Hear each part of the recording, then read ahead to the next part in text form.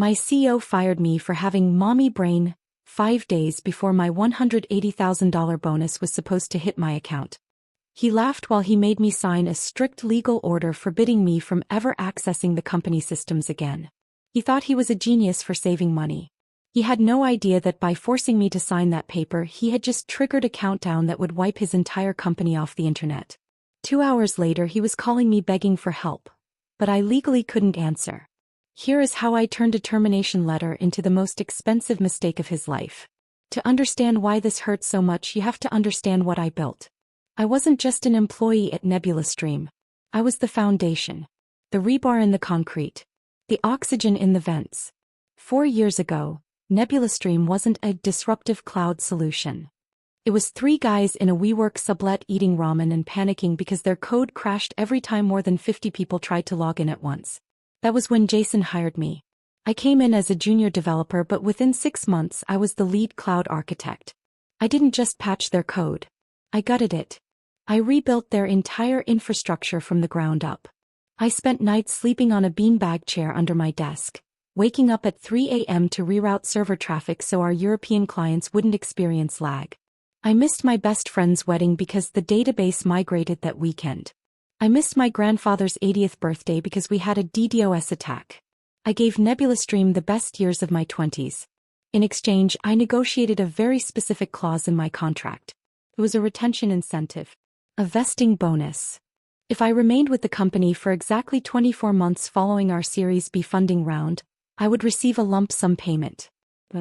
$180,000. That was the number. That was the light at the end of the tunnel. That was the down payment for a house in a school district where the teachers didn't have to buy their own chalk. It was the safety net for my son Leo, who had just turned 3 months old. I had the date circled in red on my calendar, October 24th.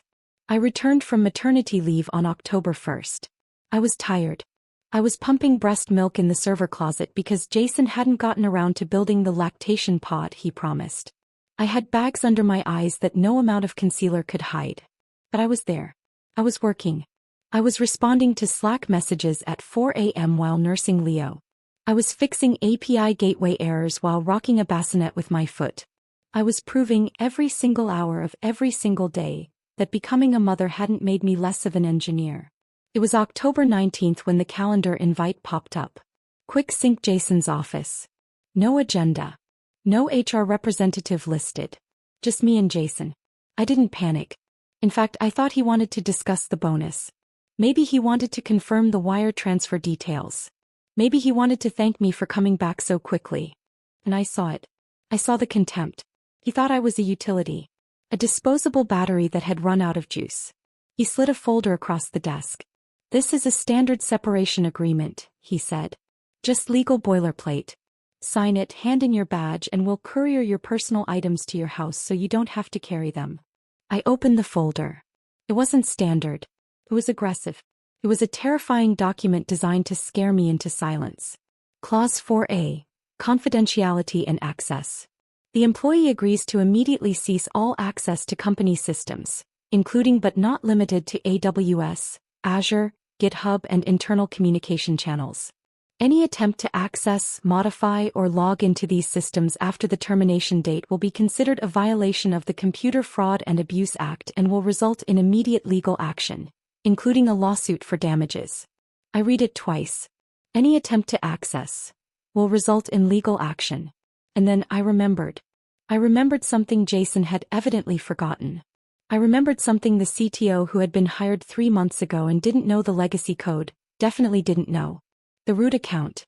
When I built the system 4 years ago, Nebula Stream was too cheap to pay for corporate cell phones. We used our personal devices for everything. The master admin account, the God mode login that controlled the servers, the databases, the payment processing, and the website hosting, was secured with two-factor authentication, 2FA. It didn't go to an authenticator app. It didn't go to a corporate email. It went to a cell phone number ending in 8894. My cell phone number. And the security protocol I had written myself, the paranoid protocol, was hard-coded to challenge the login every 12 hours. Or whenever the system detected a significant change in user status. Like, say, a badge deactivation. If the system asked for the code and the code wasn't entered within 15 minutes. Lockdown. Not a soft lock. A hard lock. It would assume the root account had been compromised. It would severed external connections to protect the data. The website would go dark. The app would crash. I looked at Jason. He was checking his watch. He wanted me gone so he could go to his spin class. He had no idea that he was sitting on a bomb. And he had just handed me the detonator. I could have told him. I could have said, Jason, we need to migrate the 2FA before I leave. I could have been the good employee one last time. But then I heard his voice in my head again. You have mommy brain. I picked up the pen. Okay, Jason, I said softly. I understand. I signed the paper. I signed my own execution order. And I signed his. I walked out of that office with the signed separation agreement tucked neatly into my purse. I didn't slam the door. I didn't cry. I went completely still inside. It's a technique called gray rock. You become uninteresting. You become a statue. You give them absolutely nothing to feed off of. Jason watched me go, looking relieved. He probably expected a scene. He expected me to beg for the money, to cry about the baby, to talk about fairness. By accepting it silently, I made him feel powerful. I made him feel like he was the rational leader making a tough choice, and I was just the submissive employee accepting my fate. I went to my desk. My coworkers, people I had hired, people I had trained, wouldn't meet my eyes. They knew. In an open-plan office, secrets travel faster than a virus. They saw the meeting invite. They saw the folder. I packed my things. A framed photo of Leo. My specialized mechanical keyboard. A succulent that was half dead. My breast pump. I put it all in a cardboard box. The cliché was so heavy it almost made me laugh. The new CTO, a guy named Brad who wore Patagonia vests and used the word synergy, unironically walked by. He stopped, looking awkward.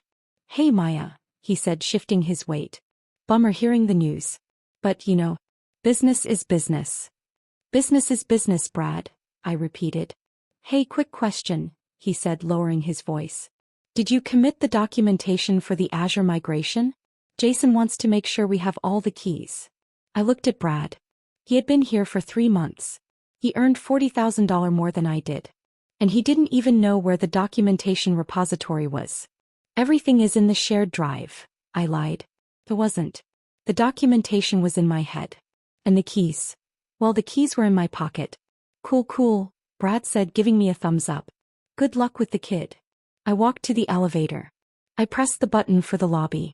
As the doors closed, I saw Jason standing in his glass office, laughing on the phone. He was probably telling his investors how much money he just saved them. He was probably bragging about trimming the fat. I looked at my watch. 2:15 p.m. I walked past the security desk in the lobby. The guard, Mr. Henderson, smiled at me. Leaving early today, Maya? Yeah, Mr. Henderson, I said, forcing a smile. Last day. His face fell. Oh no. You found something better. Something different, I said. Take care of yourself, okay? I walked out into the blinding afternoon sun. The city noise hit me, sirens, traffic, people shouting. It felt chaotic, but inside my head, everything was crystal clear.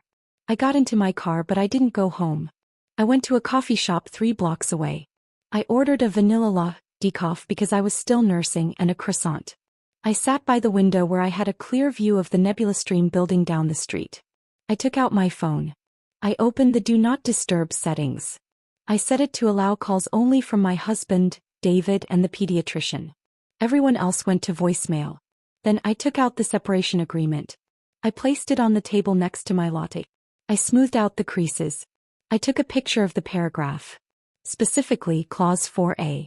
The part that threatened me with a lawsuit if I accessed any systems. I cropped the photo so the text was perfectly legible. Strictly forbidden from accessing, logging into, or modifying any company systems. I saved the photo to my favorites. Then I waited. I wasn't just waiting for time to pass. I was waiting for the automated cron job I had written 3 years ago. You see, Nebula Stream handles high-frequency data for retail clients. Stability is everything. So, at 4 p.m. every day, right before the end of the trading day on the East Coast, the system runs a health check. It pings the master admin to confirm the session is active. Usually this happens silently in the background. But if the user's credentials have been flagged, say by HR deactivating a badge or an email account, the system gets suspicious. HR had deactivated my email at 2:30 p.m. I knew because the notification on my phone stopped syncing. That meant the system knew I was gone. So when the 4 p.m. health check ran, it wouldn't just ping. It would demand verification. It would see the terminated status on my employee ID and panic. It would say, "Hey, the person associated with the root account just got fired. Is this account still safe? Prove it." It would ask for the 6-digit code. I took a bite of my croissant. It was flaky and buttery. Tasted like freedom. 3:55 p.m. My husband texted, "David, how did it go? Are you okay?" I typed back, "Maya, I'm okay. Better than okay. Don't call me. I'm about to teach Jason a lesson about infrastructure." "David, what did you do?" "Maya, I did nothing. That's the beauty of it. I'm following the rules." 3:59 p.m. I watched the building down the street. It looked peaceful. Just a glass tower reflecting the sun. Inside, hundreds of people were working, unaware that the digital floor was about to drop out from under them. 4 p.m. My phone vibrated on the table. Single sharp buzz. I looked at the screen. It wasn't a text from a friend. It wasn't a spam call. It was a notification from AWS Amazon Web Services. AH request. Nebula Stream root access. Verification code. 893 to 221. Valid for 10 minutes. There it was. The key to the house. If I typed those 6 numbers into a browser, everything would stay online. The lights would stay on. The money would keep flowing. But I couldn't type them. Clause 4A said I was strictly forbidden from accessing the system. Entering that code would be accessing the system. I took a sip of my latte. 4:04 p.m. My phone rang. It was Jason. The picture on the contact screen was a headshot of him grinning, wearing sunglasses. I watched it ring. Ping, ping, ping. It went to voicemail. 4:05 p.m. He called again. And again. My phone was buzzing incessantly now, vibrating against the wood of the table like an angry hornet. Then the text started coming. "Jason, hey Maya. Pick up. Jason. Weird glitch happening. System is asking for a code. I think it's going to your phone. Jason. Hello? Maya. Jason, this is urgent. Pick up the phone." I watched the messages roll in on the lock screen. I didn't unlock the phone. I didn't send a read receipt. Inside the Nebula Stream office, the atmosphere would be shifting from confusion to panic. Right now the engineers, Brad and his team, would be seeing red lights on their dashboards. Connection timeout.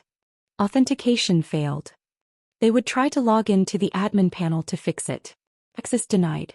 They would try to restart the servers. Access denied. Verification required.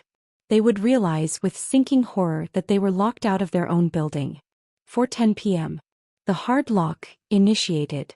I verified this by opening the Nebula Stream app on my personal phone as a customer, which wasn't forbidden. I tried to load the dashboard. 5:03 service unavailable. I tried to go to the website. 4:04 not found. The company was offline. For a SaaS, software as a service, company, being offline is like being underwater without scuba gear. Every minute you are down, you are losing customers. You are breaching service level agreements, SLAs. You are liable for damages.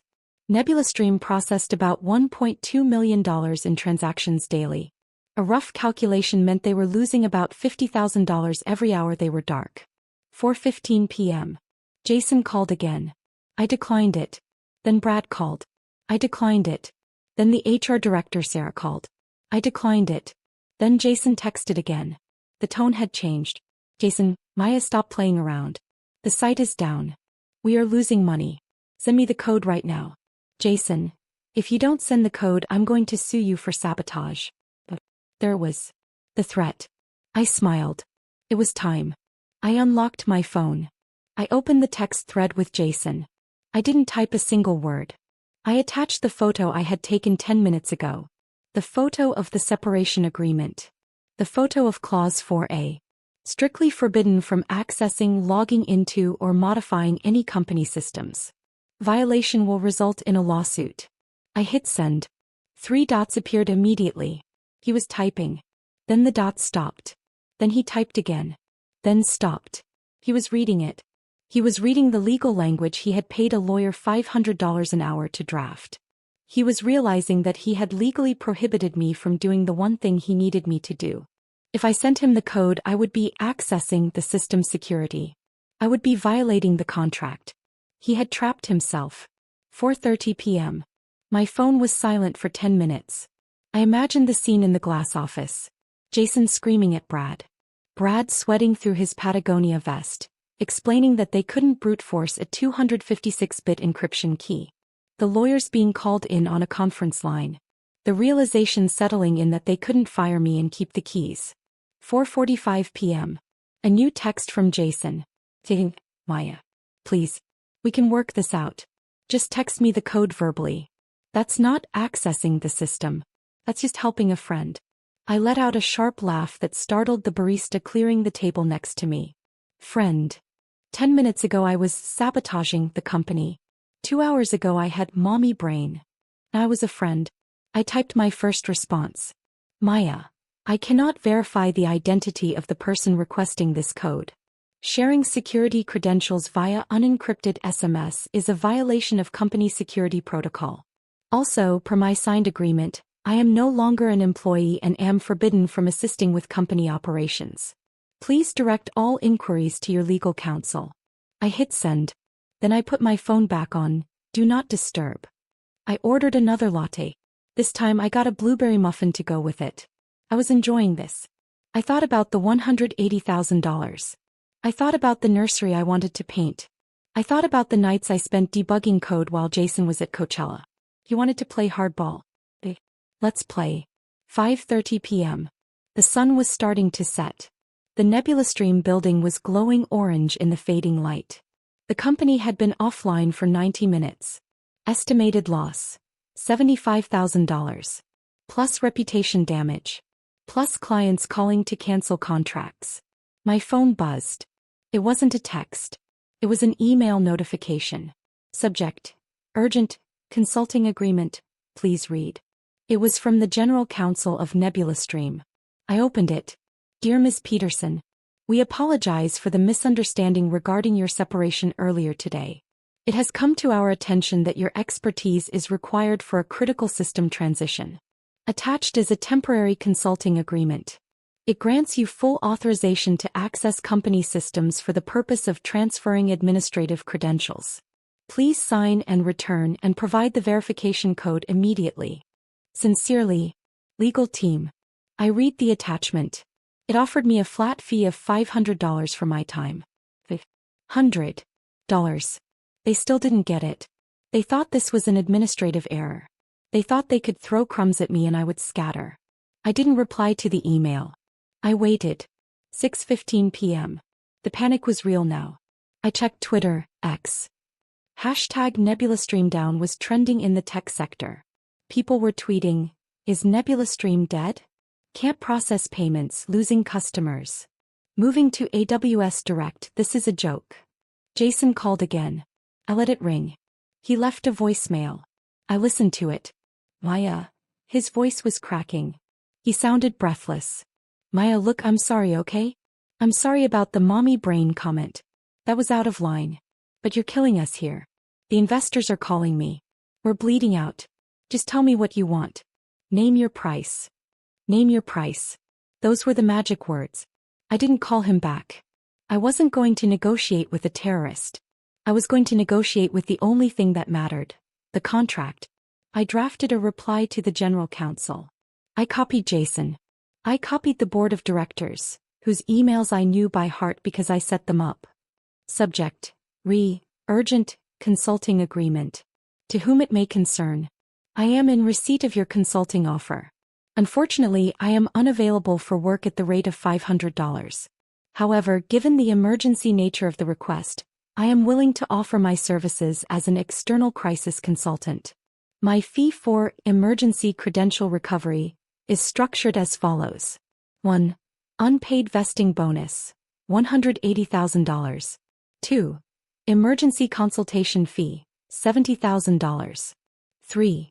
Immediate reinstatement of full medical benefits for 12 months. Total due immediately via wire transfer, $250,000. Once the funds have cleared in my account, I will provide the code. Regards, Maya. I hit send. $70,000. That was the asshole tax. That was for the performance drift comment. That was for making me pump in a closet. That was for the stress of the last 4 hours. For 10 minutes there was silence. Then my phone rang. It wasn't Jason. It was a number I didn't recognize. This is Maya, I answered. Maya, this is Robert Sterling. I froze. Robert Sterling was the chairman of the board. He was the money behind Nebula Stream. He was a serious man who didn't wear vests and didn't drink green juice.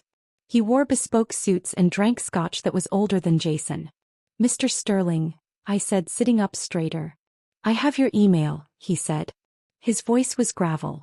And I have Jason here with me. He's on speaker. Hi, Maya, Jason squeaked. He sounded small. Maya, Sterling continued. We are currently losing approximately $1,000 a minute. Jason tells me that he fired you today. Is that correct? Sir. At 2 p.m. 5 days before my vesting cliff. And he tells me, Sterling's voice got colder, that he did this without securing the administrative credentials first. Is that also correct? Sir. He also had me sign a document forbidding me from helping him fix it. I heard a sound in the background. It sounded like a hand slamming onto a desk. Jesus Christ, Sterling muttered. Jason, you incompetent. He cut himself off. Maya, if we wire this money, can you get us back online immediately? Instantly, I said. I just need to read 6 numbers. Do it, Sterling barked. Jason authorized the wire. No. From the Emergency Liquidity Fund. But Robert, Jason tried to argue. $250,000? That's extortion. We can just call AWS support. They can.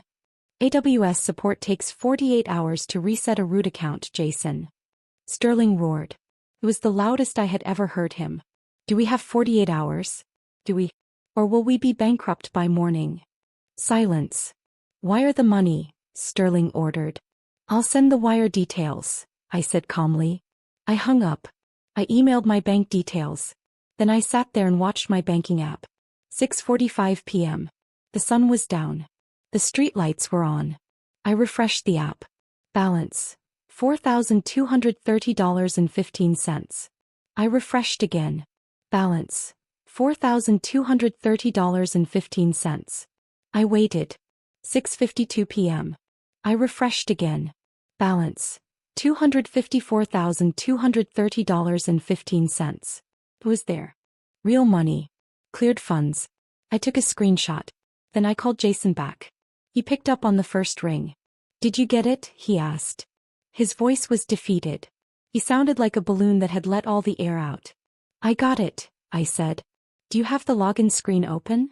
Yes, he said. It's asking for the code. Hey, I said. Ready? Yes. Go. 8. 8, he repeated. I could hear the keystrokes. 9. 9. 3. 3. 2. 2. 2. 2. 1. 1. Enter, I said. I heard the click. We're in, Jason whispered. Servers are rebooting. Traffic is normalizing. He let out a breath that sounded like a sob. It's working. Glad to hear it, I said. Good luck with the performance drift, Jason. I hung up. I blocked his number. I blocked Brad's number. I blocked the office number. I stood up from the table. I threw my empty coffee cup in the trash. I picked up my purse. I walked out of the coffee shop and into the cool evening air. I drove home with the windows down. When I walked through the front door, David was holding Leo. The baby was fussy, scrunching his face up, getting ready to cry. He's hungry, David said, looking exhausted. And I think he misses you. I took my son in my arms. The smell of him, milk and baby powder, washed over me. He looked up at me with those wide, dark eyes and instantly settled. He knew I was there. He knew he was safe. How was work? David asked cautiously. Real money. Cleared funds. I took a screenshot. Then I called Jason back. He picked up on the first ring. Did you get it? He asked. His voice was defeated. He sounded like a balloon that had let all the air out. I got it, I said. Do you have the login screen open? Yes, he said. It's asking for the code. Hey, I said. Ready? Yes. Go. 8. 8, he repeated. I could hear the keystrokes. 9. 9. 3. 3. 2. 2. 2. 2. 1. 1. Enter, I said. I heard the click. We're in, Jason whispered. Servers are rebooting. Traffic is normalizing. He let out a breath that sounded like a sob. It's working. Glad to hear it, I said. Good luck with the performance drift, Jason. I hung up. I blocked his number. I blocked Brad's number. I blocked the office number. I stood up from the table. I threw my empty coffee cup in the trash. I picked up my purse. I walked out of the coffee shop and into the cool evening air. I drove home with the windows down. When I walked through the front door, David was holding Leo. The baby was fussy, scrunching his face up, getting ready to cry. He's hungry, David said, looking exhausted. And I think he misses you. I took my son in my arms. The smell of him, milk and baby powder, washed over me. He looked up at me with those wide, dark eyes and instantly settled. He knew I was there. He knew he was safe. How was work? David asked cautiously.